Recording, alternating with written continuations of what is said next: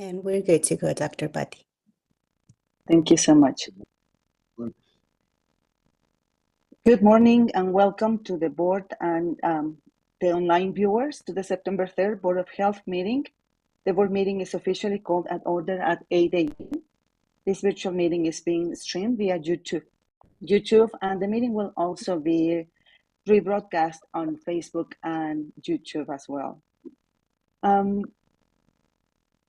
We distributed the July minutes for the board to review, and now we have quorum. Are there any discussions or amendments to the minutes? If none, you move to motion. You motion to move. Do we have a second? Second.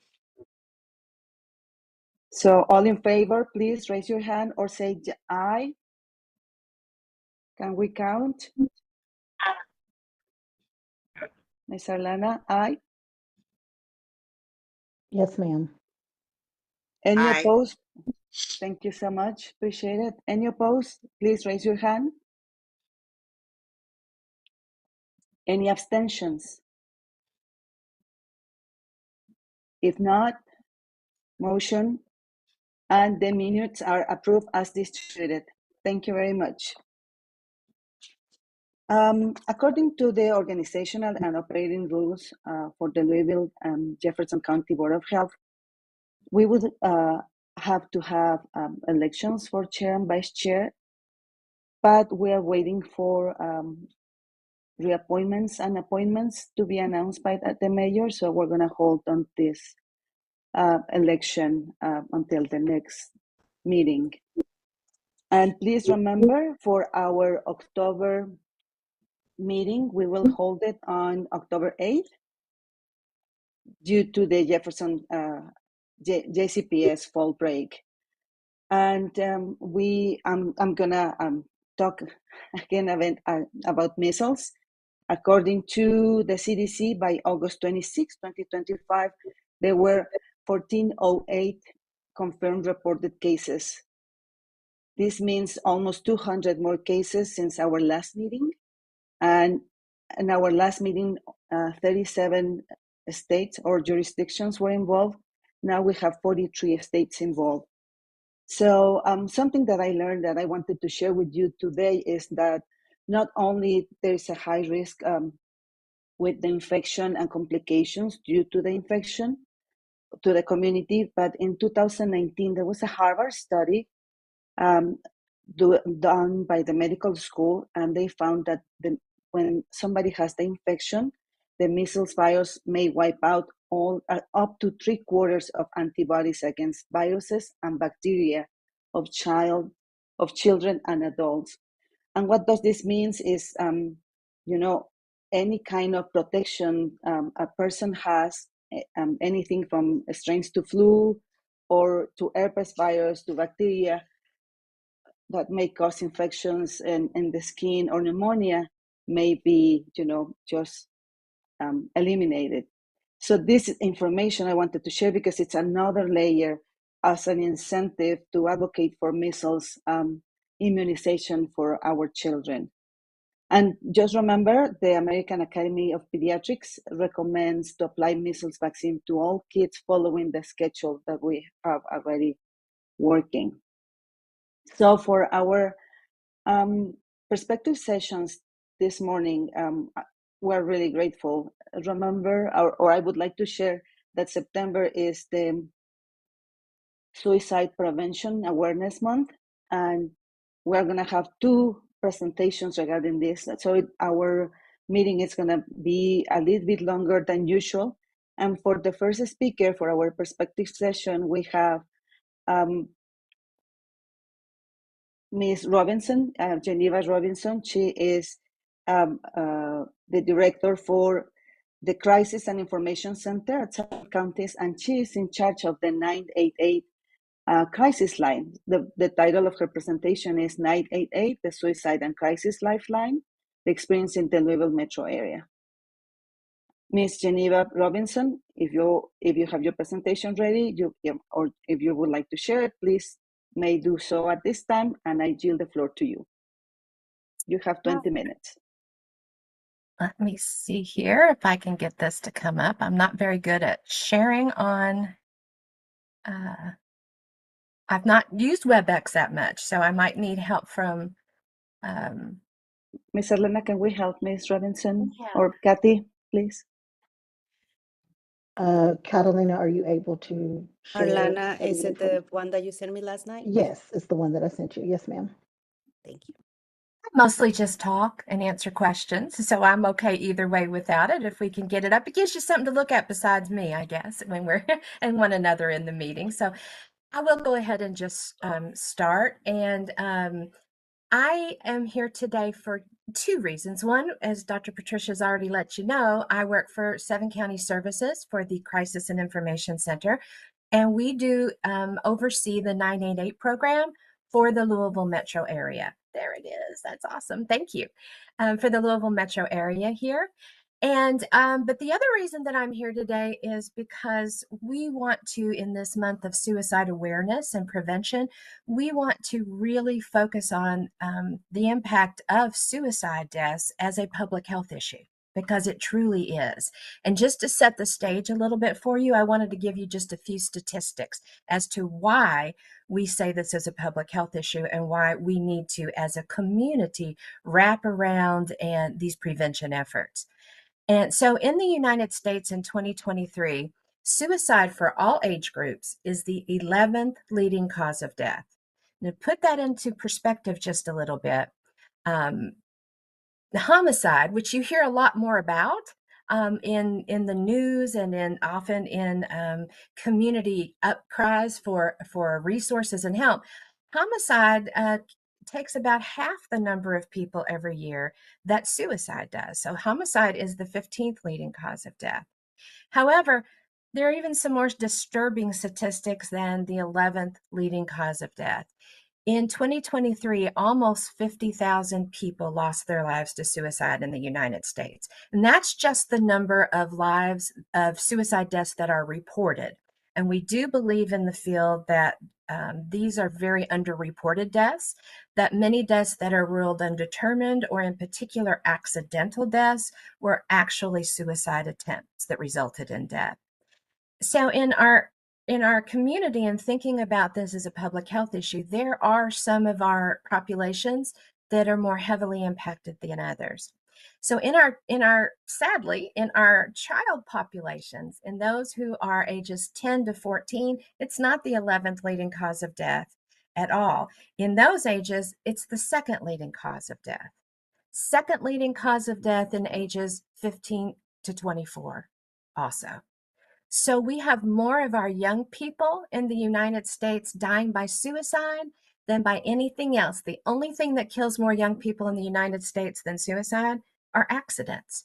And as I just said, quite often it's believed that deaths that are ruled accidental may actually have been suicide attempts.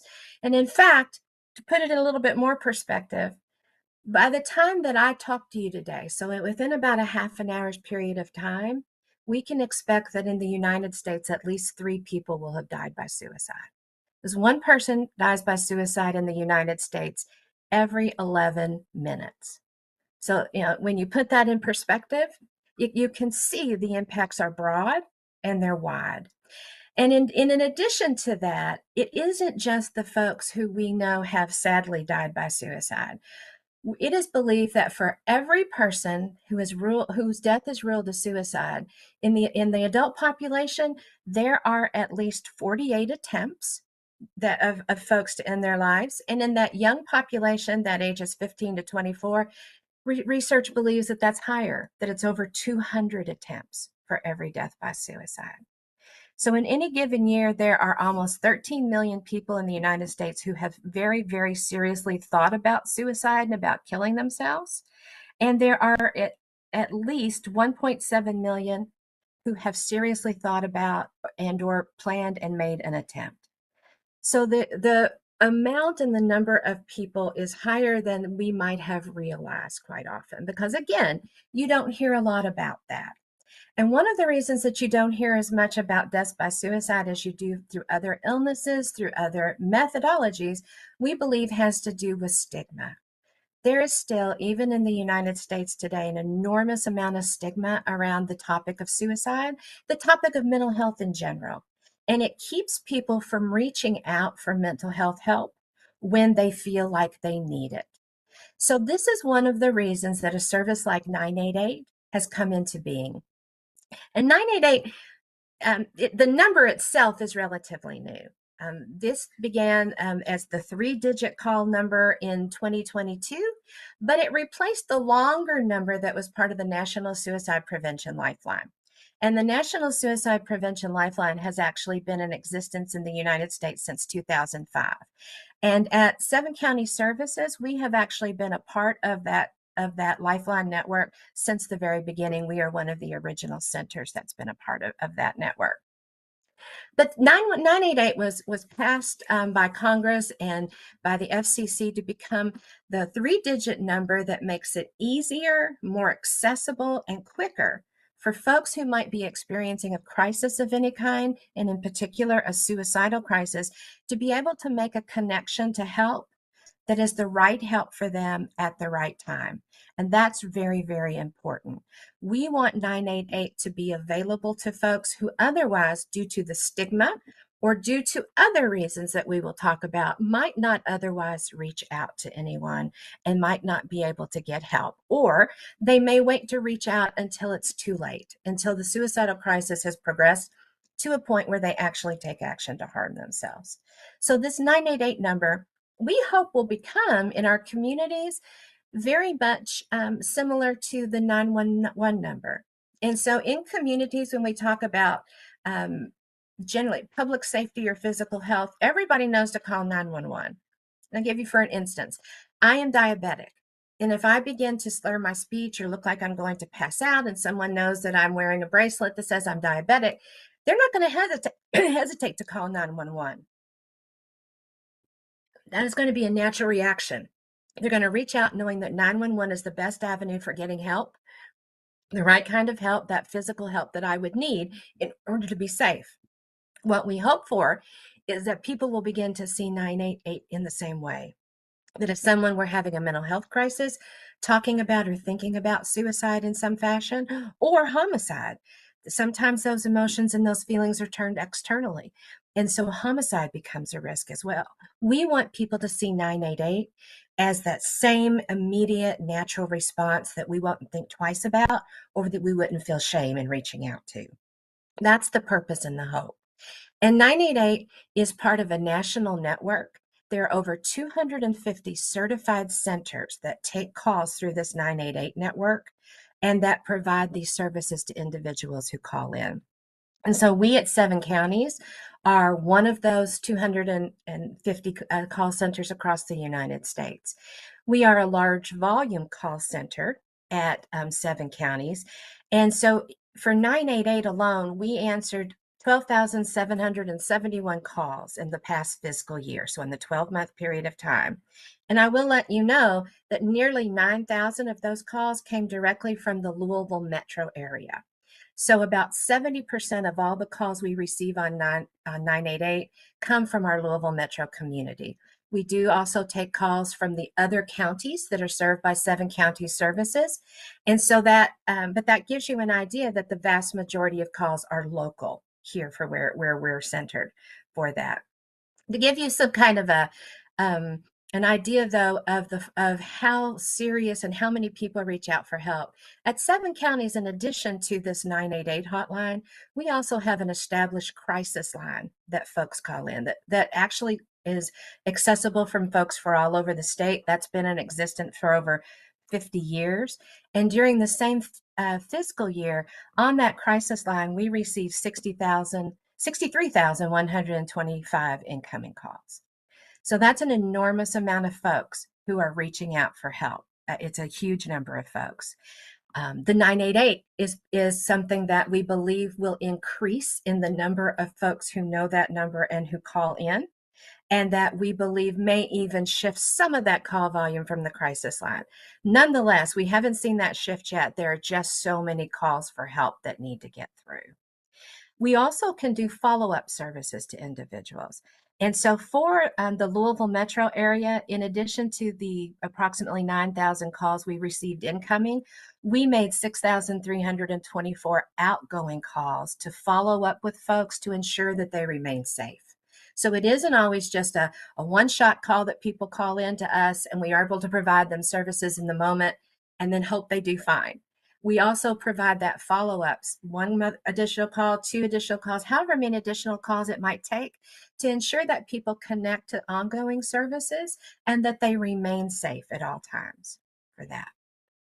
So that gives you just kind of a broad overview of the statistical impact, I guess you could say, and of what our local metro area experiences in terms of the need. And 988 is not only meant to be an easy number for anyone to pick up and call by using a telephone, but it's also available to folks by text services. And on the screen here, if you see how you can reach the text services, very simple, text 988, they will respond. We also have chat services available for both English and Spanish speaking individuals, and those can be reached at the addresses that are on the screen here. And we also provide services for deaf and hard of hearing callers. They can use their relay line of choice, or the 988 services have a video phone service that people can also utilize, and they can receive the services via that tele relay service for this. In addition to what's on the screen, we also offer services on 988 for folks who speak other languages other than Spanish. And we have access to a language solutions line through 988 that allows us to have translators, not interpreters, translators, who can help us with over 240 different languages or dialects within languages, so that no matter what language an individual who calls in speaks, we're able to have that connection and able to provide them services in a way that they can understand and that can be a bit more comfortable for them as well for that. And we think that's very important, because one thing that we know that has happened in the last year is that there are a lot of folks in our community, particularly those who are traditionally in disadvantaged groups or disenfranchised groups, who may not feel comfortable reaching out for help, who for a lot of different reasons may feel that they can't trust calling into any line or going anywhere to receive services. In particular, I'm thinking about a lot of folks who might be in this country undocumented, or might have family members or friends who are undocumented. And right now, they're very concerned that if they reach out for help, even medical help they might need, that it might result in deportation. It might result in being arrested, being taken away from their family, or having a family member taken away. So one of the very important things about 988 that we want to make sure people are aware is that when you call this service, you're not required to provide any personal information in order to receive services. In other words, all the services we provide by 988 through 988, they are confidential. We cannot share that information except under very, very specific circumstances where people are at imminent risk, which means basically that people have already made an attempt to take their lives or in the process of making an attempt to take their lives. Then in those cases, we will do what we can to try to get help to those people and connect them to face-to-face help so that they remain safe and alive. But other than those cases, those specific times, everything that anybody tells us on the 988 line is both confidential but also anonymous. So we don't even look at our caller ID unless there is imminent risk present. So we want to ensure people that it is a safe place to call, and you don't have to share anything more with us than you choose to share with us on this line. And this is true for our local line. It's also true for the national line. So when people call the national line, they're going to get a little recording that gives them 2 options first. They're going to let them know that if they're a veteran calling in and they want to talk to a peer, someone who is specifically trained in veterans services and issues, they can press a 1 and they will be immediately taken to the Veterans Crisis Line. If they are Spanish speaking as a primary language, they will hear the message in Spanish and they can press 2 and they will be taken to a Spanish speaking line where they will have peers who work with them as well. As you may be aware, until July of this year, there was also an option 3 here on the Lifeline, where if you identified as part of the LGBTQ plus community, you could press 3 and be connected to a peer line of folks who had special training in dealing with LGBTQ related issues. That line has been defunded by the federal government, so it is no longer supported. That option is no longer available when you call in 988. But here's the message we want to get across. That doesn't mean that services aren't there. Because what will happen is when folks call in and they don't press a 1 or a 2 to go to these specialized services, or they had called before and been able to press the 3, they stay on the line. They will be routed to the nearest available 988 line that has an open phone line with a counselor available to talk to them. So all of our services that we provide have training, or all of our people who provide the services have specialized training, not only in crisis intervention generalist techniques, but cultural competency training and specific training to work with groups like those who present with issues related to LGBTQ areas. So people can still get that help that they need. They just don't have, unfortunately, that dedicated line any longer to reach that help for that, but the help is still there. And the way that folks get routed to us is now our 988 system uses geo routing. So geo routing has become very helpful for us because it actually keeps services more local, which we know is very important for folks to be able to get the right help at the right time. So geo routing now will let us know what is the nearest available center to the individual's location, where they're calling from. What is the nearest cell phone tower that their call pings off? That's the technical term, pings, that they tell us. It pings off so that they can route it to the nearest available center. In the past, we were only able to route calls by the people's area code. So what could happen is somebody could be in college in Texas, but their phone is listed to their parents who live here in Louisville. And so if they call, they would get our center previously, which we may not have the same amount of resources or able to access the same resources for that child, for that teen in Texas, as we could if they were here. Now we're going to physically be able to locate the person more readily and get them to the nearest available services. However, this is different than geolocation. Geolocation would tell us, much like 911 services do, exactly where the person was. Here's the address that's matched to their phone, which could cause concerns for folks who want to remain anonymous. So geo routing does not get that specific, just to the nearest cell phone tower. So that's important for folks to know. And one of the beauties of the 988 system is that, let's say that someone calls from Louisville Metro, but all the counselors that we have are on other calls with folks.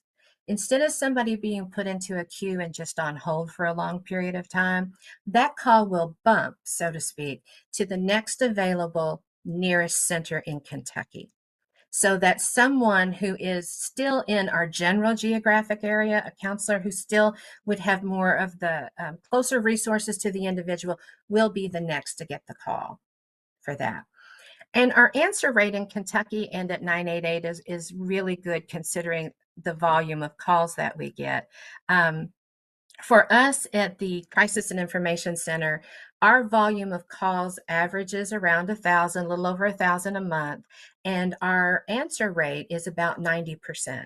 So we get about 90% of our local Louisville Metro calls come right into us on our local 988 line.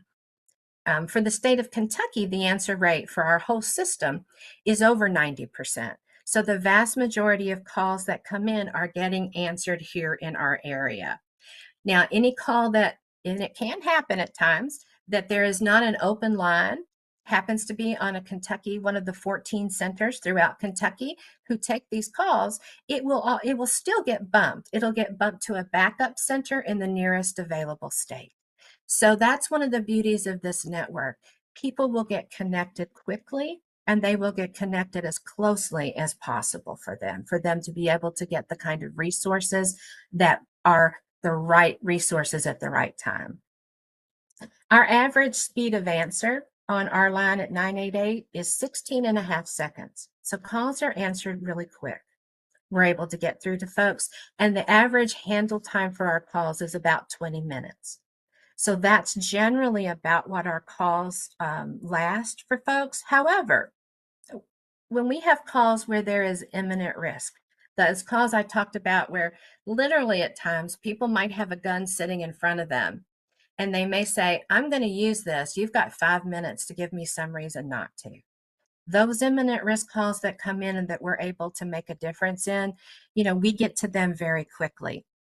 And in the same fiscal year, this past fiscal year that I've given you other numbers for, there were 160 of those imminent risk calls that we handled just on the 988 line. So 160 individuals who called us either currently in an attempt, an overdose, a self-harm attempt that we believed would be fatal, had already taken an overdose, or again, had the means right there and were in wanting to do it unless we were able to stop them. In those cases, we are able to work with local resources to be able to get help to individuals, emergency intervention rescue, so that those individuals don't end up dying by their own hand. And I'm really happy to say that of those 160 callers that we assessed to be at imminent risk, we didn't lose any of them. We were able to get help to all 160 of those callers and get them to a location where they stayed safe and alive. So this service really works. That is literally in our community on that one line, 160 people that if we weren't there, probably wouldn't be alive today. And so that kind of gives you a sense of how important this is just locally. Those other numbers are national, but these local numbers are something that when we can put a human element to that, we can see what a difference it makes and how important the services are. For callers who are not at that imminent level of risk, another thing that our center can do, in addition to asking them if they're safe, asking questions about suicide, being able to provide that assessment to determine how intense is that level of risk? How likely is it that without intervention, someone will carry through on a suicide attempt? We are also able to help them in other ways as well. And we're able to make connections for folks to resources that we can make warm handoffs so that the person goes from our immediate crisis care into a connection with care that will be more ongoing and keep them safe and help them address the underlying issues that brought them to the crisis point. So our We have 1 counselors minute to wrap up. Our counselors have access to a database of resources. There's over 3,000 local resources we can provide individuals, as well as 7 counties has a mobile crisis services team that can actually make a call and run out to an individual in a crisis situation. Those are arranged through our 988 services. So we don't involve law enforcement the majority of the time. We are able to get people to help or a mobile services to them to help without having to involve other services that are not the most appropriate for them. So that's just a brief kind of overview of the importance and what we do.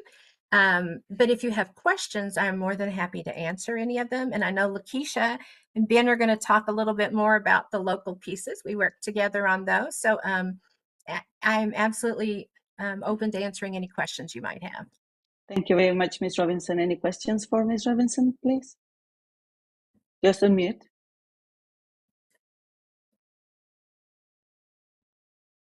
If not, your presentation was very complete, very eye-opening. Thank you so much, and we appreciate the involvement and the presence that the line has, not only preventing suicide, but helping with other crises all over our county and the counties around us.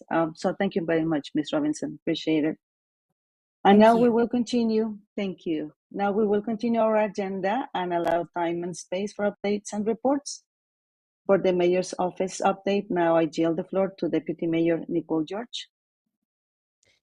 Good morning, everyone. And that was such an important and timely presentation. I have so many questions, so thank you for that.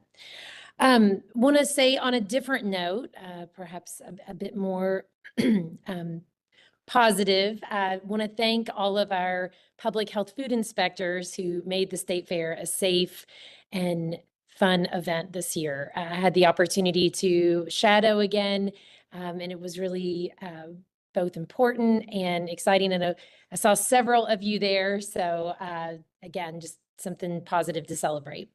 The mayor's office this month has been focused on a couple of things in the support of our public health colleagues. One of which is ongoing support with lead.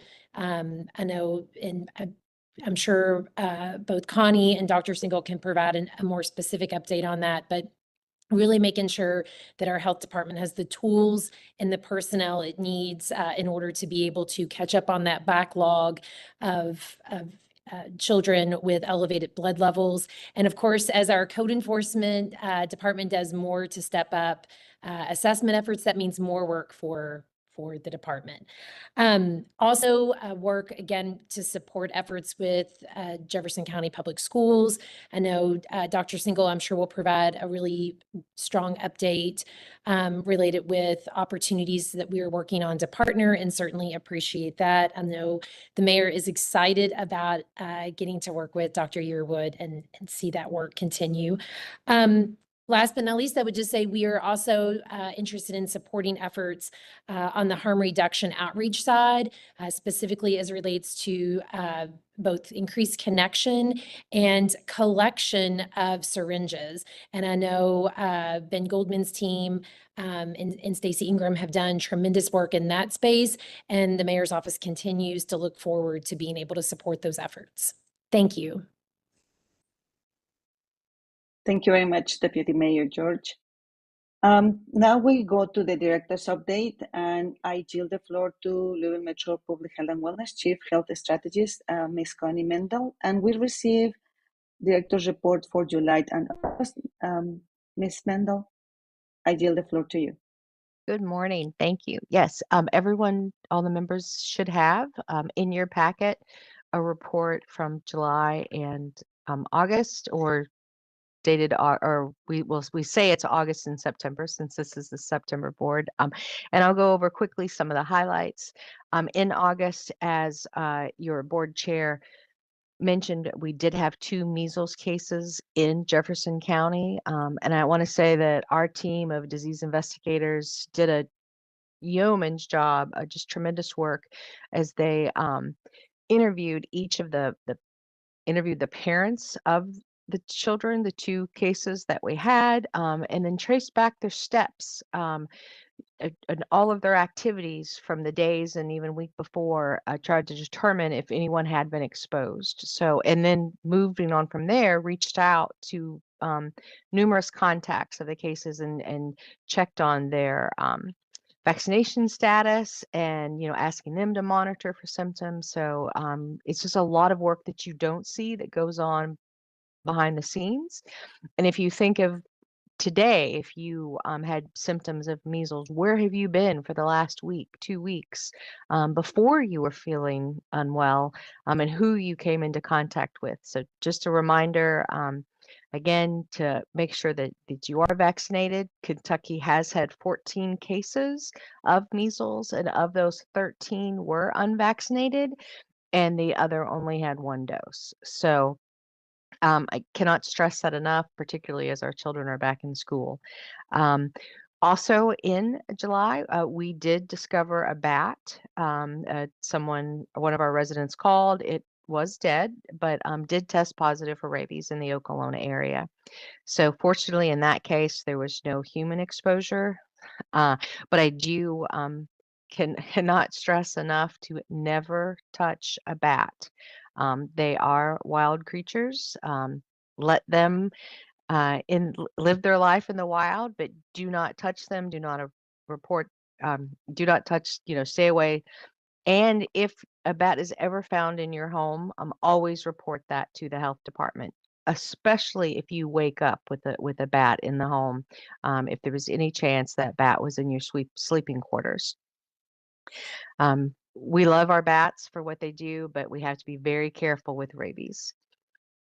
And then I just want to touch on real quickly, during the summer months, you'll see some information there about swimming pools. Our team does test and collect samples and inspect over 500, so 515 recreational water facilities. So those are your outdoor swimming pools, but also those at indoors and health clubs. These are ones that are it may be in an apartment association or condo association, and hotels. So our team, they go year round. It's a lot extra work in the summertime, but we'll continue to inspect and test water year round at our pools. Never swim alone is our message from the health department. There should always be someone there in the pool area with you when you're swimming. And you should always be able to see the main drain at the bottom of a pool. That shows that the water is clear, that if someone needs to be rescued, they can be easily seen. So if you concerned about pool conditions, you can always reach out to us. So switching on quickly to our September report, we'll talk a little bit about West Nile. Unfortunately, West Nile virus is pandemic to the Louisville area. So we find mosquitoes every year and collect those that test positive. And this year we've had 2 of our residents test positive for West Nile virus. So this again is a reminder to protect yourself from mosquito bites. We're fortunate the weather's a little cooler now, so you could wear your long sleeve shirts and pants and socks. And the other thing is I encourage everyone to sign up for Lynn's Alert. So the information is in the report and we'll share that. Not only will you get alerts for mosquito fogging or other activities that are going on in the area, but you may also get, storm alerts. You could get alerts of other Metro government activities in the area, even potentially LMPD activities. Just cannot say how informative Lynn's Alert is. So you can set up your cell phone, you put in a specific address. It could be work, it could be home, it could be both. Do what I did, sign up my mother for a Lynn's Alert. Just be sure you're getting all the up-to-date information that you can. I don't know, for some of you, you may be part of our news alerts that go out on Fridays, but we did share this past Friday that our wastewater surveillance was showing increased levels in COVID. So the report will have a lot more information about that, but make sure that your COVID vaccine is up to date. Also, our hospitals and emergency rooms are showing increased visits. So if you look in June, there were 45 emergency department visits, in July 121, and in August 322. So we know not everyone, luckily, needs to go to the emergency room with COVID, but there are cases severe enough. So we are seeing an increase. We know that COVID vaccinations work. We also know that those precautions work. If you're not feeling well, stay at home. Use your mask to protect yourself again. Wash your hands. Keep the hand sanitizer close by. Do all those things that helped us get through the pandemic. So, and I will share also on the fair. Thank you, Deputy Mayor George. Our team really gets excited when you go out with them to the fair. There were almost 140 food vendors at the fair. We do a training ahead of time to help ensure that there's safe work practices. We did over 1,000 inspections, quarantined 183 pounds of food, and just did a phenomenal amount of work there. In addition to that, our maternal child health team was out there for Rock and Relax, which provides a really nice space, quiet, clean for breastfeeding or rocking and changing diapers. And so all of that is, we've just been so fortunate. We've had that space and shared that for the last 34 years. You can also get information about our WIC program, which as I always encourage you all, please share information about WIC and Healthy Start. Over 1,400 individuals visited our Rock and Relax space this past year.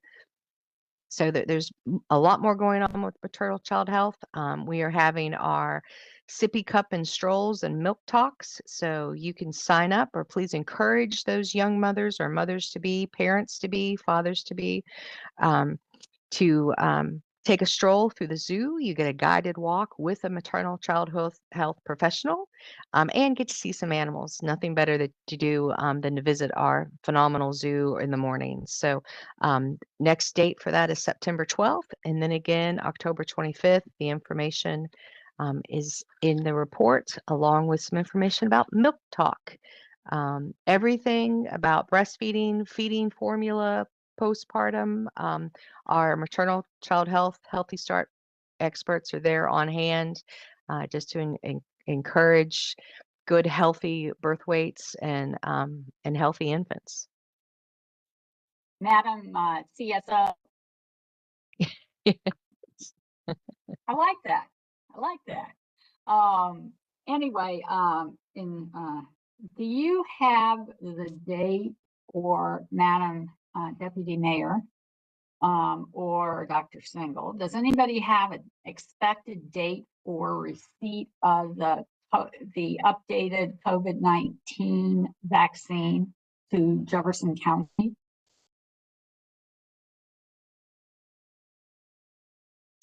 I'm not sure. We will share that as soon as we have that. We'll share that widely. Right, but has anybody heard anything? A national mayor's association or any? I have not, but we can look into it. Okay, it's my understanding it's the end of October, but let's do that. That would be great. Thank you so much. Thank you, Chief Health Strategist. Dr. Singal, do you have any other comments to add? I'll just add one more thing, as Deputy Mayor alluded to. We had a very productive meeting with the new superintendent, Dr. Earwood, and his team. We really trying very hard to sort of promote that some of the health services should be housed in JCPS to reduce the absenteeism and also provide access to people who do not otherwise will have access. Yes, ideal world, every child will have a home, medical home, but we don't live in an ideal world. So I think our meeting went very well. We were able to convince Dr. Earwood, if this is done right, this could be a budget neutral line item and not be an expense to the school system. We also learned that with all the efforts over the year and a half, last 2 years, and also better accounting, 2 years ago, when we started looking into data, there were about 20,000 students who did not have MMRs. That number is, the last count was about 10,000 some. And that's not because we vaccinated 10,000 students. We also started looking more diligently into collecting data, but all the community efforts and the nurse practitioners that we have hired through JCPS and other community partners have really helped make a difference. And the last thing I will say is we are pivoting a little bit differently on the Glasses in Classes program. What we're learning, even when we provided children with one pair of glasses, either they left them at home or just lose or whatever. So this school year, we're hoping to find funding to provide 2 pairs instead of one. One will stay in the class, check in, check out kind of system. So those are the only updates I have. If you guys have any questions, happy to answer. Thank you so much, Dr. Singal, and what a great program of being able to provide classes for kids that need the classes for school. Considering one Yes. question to Dr. Singh. I am interested, you don't have to share on this call, but if somebody would follow up on this. Those elementary schools with high immigrant profiles, and I think of one, my trainer teaches ESL and other similar programs at Bates Elementary, that's Fern Creek. Can those be checked to see what the rate is there and if there's anything we can do? Yes. Thank you so much. Yeah, we can look into it. But the short answer is yes, we're working on that. Okay. Thank you, Ms. Margolis. Thank you, Dr. Singhal again. So considering September is the National Suicide Prevention Month, Ben Goldman, Director of Behavioral Health, and Lakeisha Garner, Health Program Analyst for Louisville Metro Public Health and Wellness, will present and share with us the Suicide Fatality Review Workgroup Report. So Ben Goldman, Lakeisha, you have the floor. Good morning. Thank you so much for having us. And now it's my great privilege to pass the microphone to our Suicide Prevention Coordinator and General Subject Matter Expert on Suicide, Lakeisha Gardner. Thank you, Ben, for that warm introduction. And thank you, everyone, for having me here. Again, my name is Lakeisha Gardner. I'm a health program analyst / suicide prevention coordinator within the Division of Behavioral Health at Louisville Metro Departments of Public Health and Wellness. This morning, I would like to share a general overview of our upcoming Suicide Fatality Review report from our Jefferson County SFR work group. So I'll share my screen shortly so that I can share my presentation.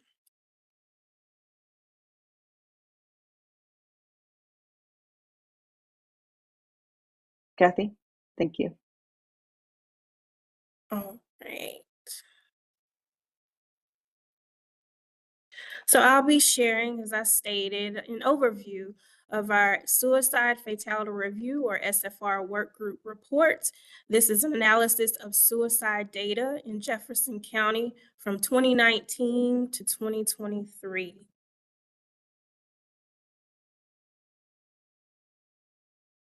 Before I delve into the key data trends, I would just like to provide some context around this report and where it came from.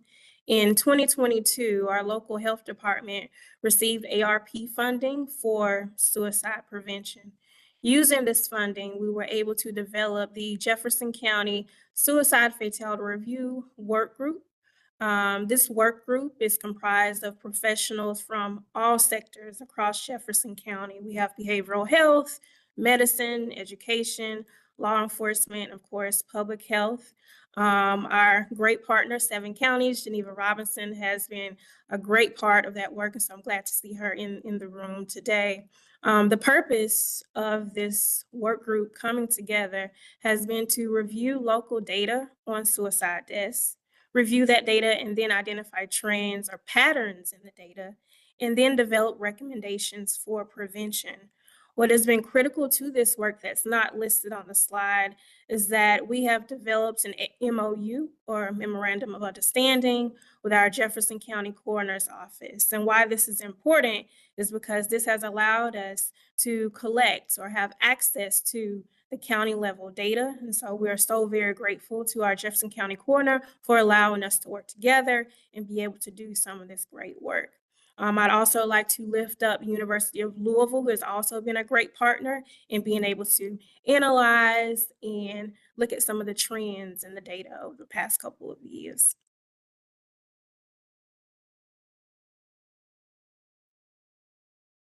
So key findings from the report broadly. From 2019 to 2022, our county experienced a 24% increase in suicide deaths. There was a slight decline from 2022 to 2023. Overall, suicide deaths have occurred mostly amongst men. Non-Hispanic white individuals have accounted for 78% of all suicide deaths in this time period, from 2019 to 2023. However, it's important to emphasize that within this time frame, we've also seen an increase in our African American and Latinx populations. In fact, African American and Latinx population suicides have more than doubled from 2019 to 2022, just to put things into perspective. Over half of suicide deaths that occurred from 2019 to 2023 occurred by firearm. And substance use was referenced in 1/5 of all reports during this time period. Now I'd like to dig into some specific trends, that were identified across all of the reports. As I mentioned, a key part of this work has been our MOU with the coroner's office. What we've been able to do is review the reports that were written by the coroners at the time of the decedent's death. And here I'd like to review some of the patterns that we've indicated in many of these reports. Firstly, interpersonal discord has been a pattern in many of the reports that we've read, whether this was relationship distress, dissolution of a relationship, or the ending of a relationship, or maybe there was conflict in the family. That was a key pattern across many deaths.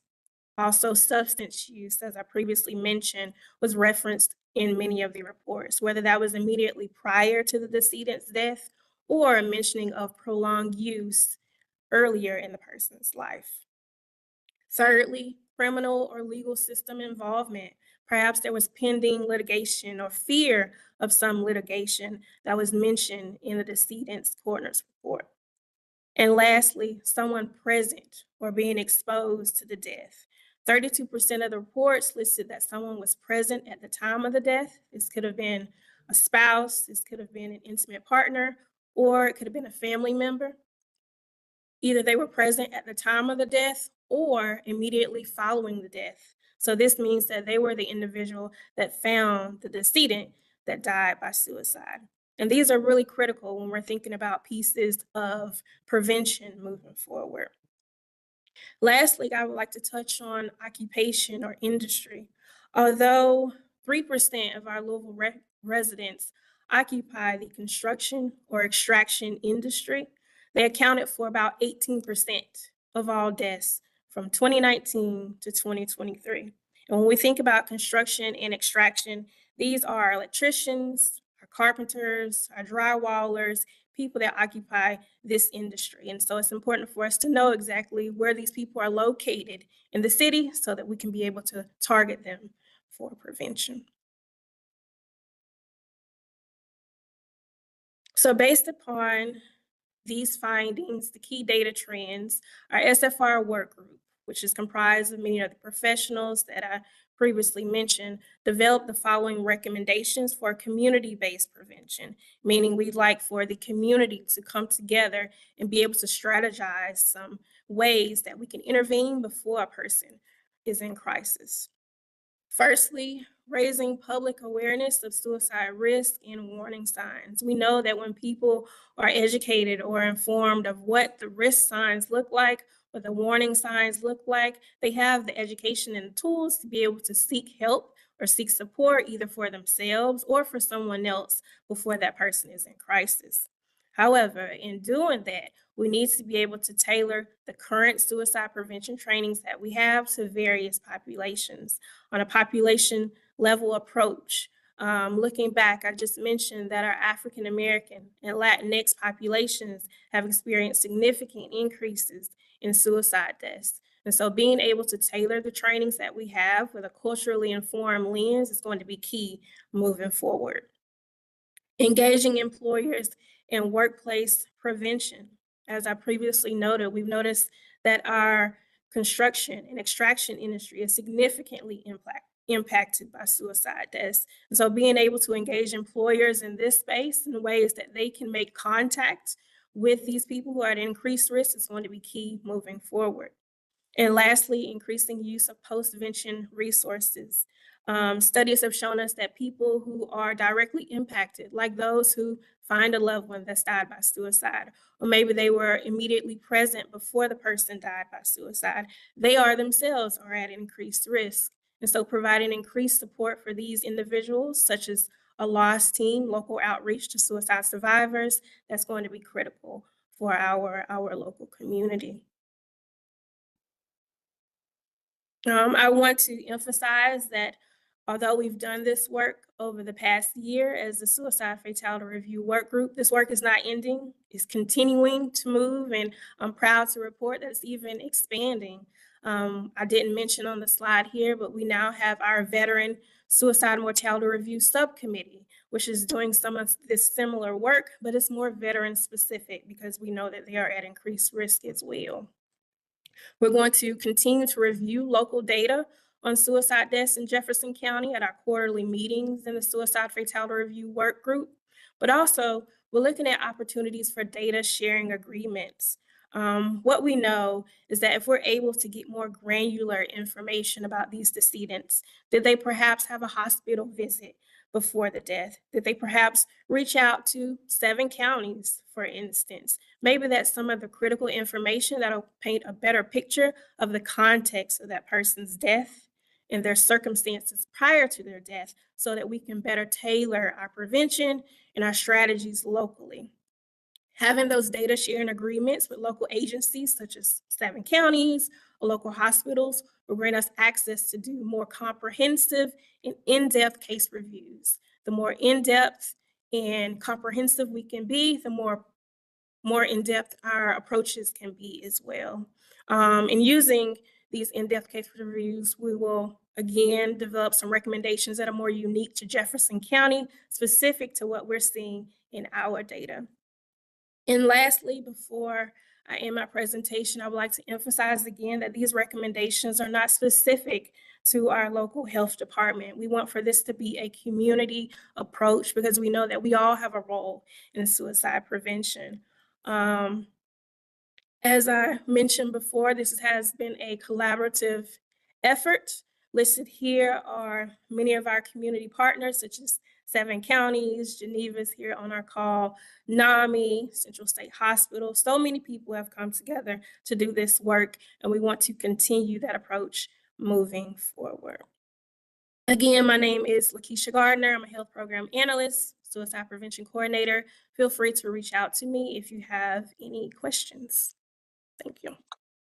Thank you very much for the presentation. Lakeisha, do we have any question for her? And we will share the slides that Ms. Geneva shared with us. And if we need to, we will share everything Lakeisha has shared with us as well.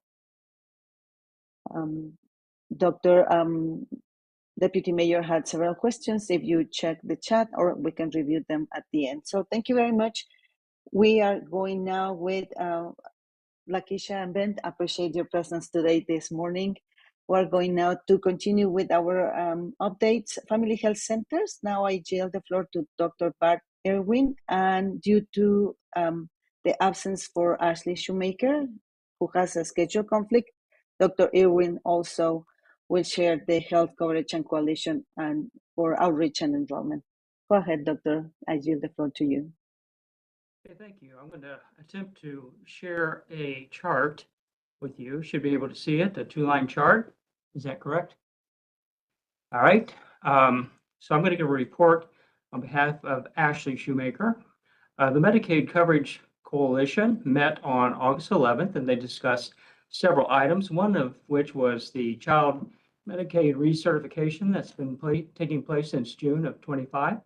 In the month of July, about 80% of the renewals for children were done passively, which is really good news. The state had enough data from other sources to enroll these children, make sure they're qualified. The enrollment for adults in Jefferson County was 135,591 in August. And if you look at the chart, it begins at the time of the adult recertification process. And you'll see that in Jefferson County alone, that the number of Medicaid recipients who are adults dropped just over. I'm sorry, Dr. We cannot see your chart.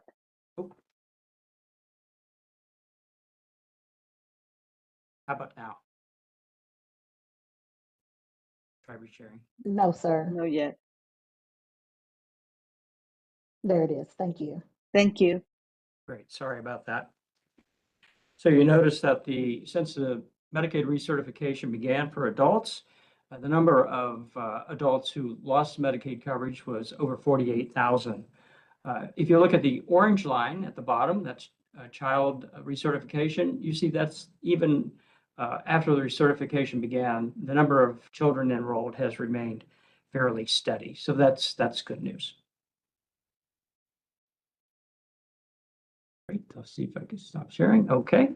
A couple other items were covered. CareSource is one of the insurance companies that provides policies through the exchange. They have decided no longer to offer those policies in the state of Kentucky. So the number of MCOs that are offering coverage beginning in 2026 will be 3. Those MCOs are WellCare, Anthem, and Molina or Passport. So persons who have CareSource will have to, during open enrollment, which is November to January, will have to choose another health insurance carrier. Finally, the Biden administration during the pandemic provided some tax breaks to persons purchasing health care through state exchanges. Those subsidies are going to expire at the end of 26, and the Trump administration has decided not to renew those subsidies. So persons getting insurance through the exchange, state exchange across the country, can be expected to pay about $100 more per month for their policies. So that's going to become more expensive. The next Medicaid coverage coalition will be October 13th at 4 o'clock. That's all I have to report. Thank you very much, Dr. Irwin. Appreciate it. I don't see Dr. Carico for Immunizations Advocacy Committee. Is Dr. Stone present for JCPS report? No, they are beginning just the school year, so they are very busy, and we'll wait for the next meeting. What about Greater Louisville Medical Society? I yield the floor to Dr. Jeffrey Goldberg. Dr. Goldberg.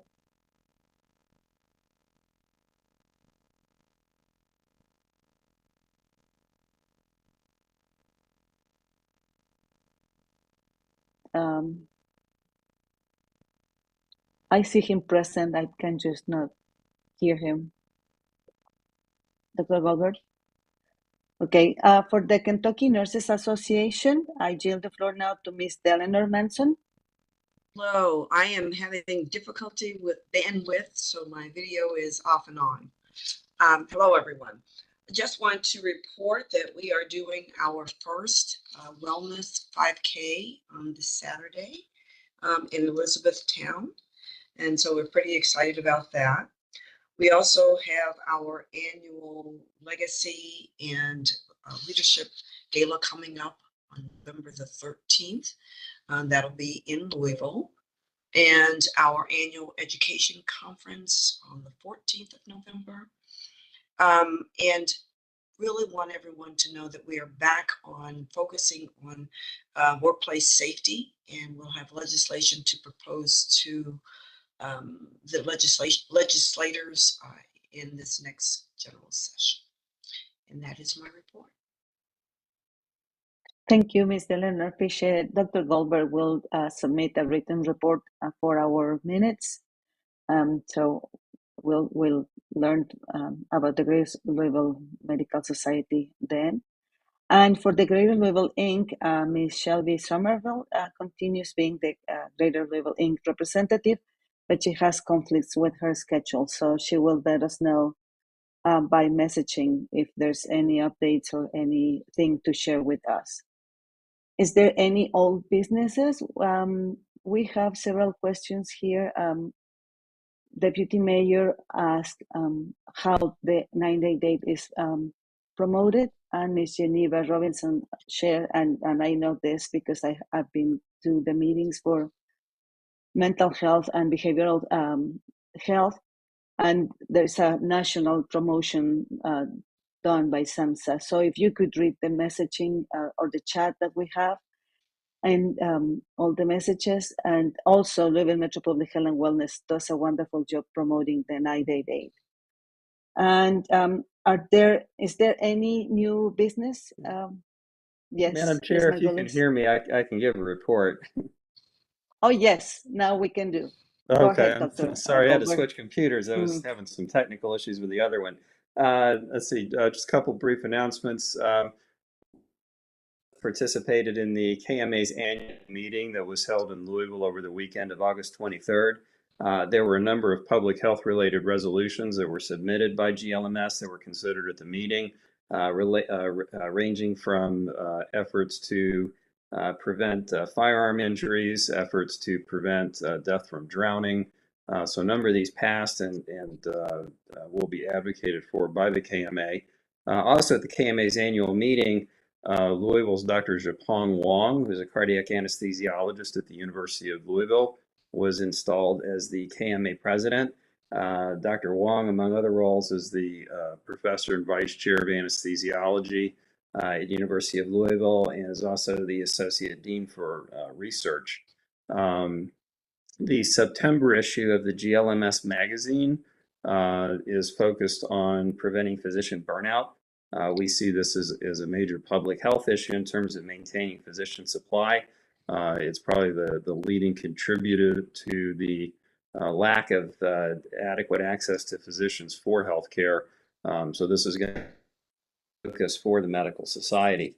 The GLMS and KMA both continue to keep their membership updated regarding emerging outbreaks, whether it's a risk of measles, some of our more exotic viruses threat, and we will certainly continue to keep our members informed with the latest information that we get from public health authorities. And then finally, as we head into fall, the GLMS policy and advocacy will start considering over the next several months advocate for in the upcoming 2026 legislative session. We do, of course, focus on public health. If anyone on this board has any questions for areas that we should bring forward, please feel free to let me know. Thank you very much, Dr. Goldberg. Ms. Margulis, you had a question or a business?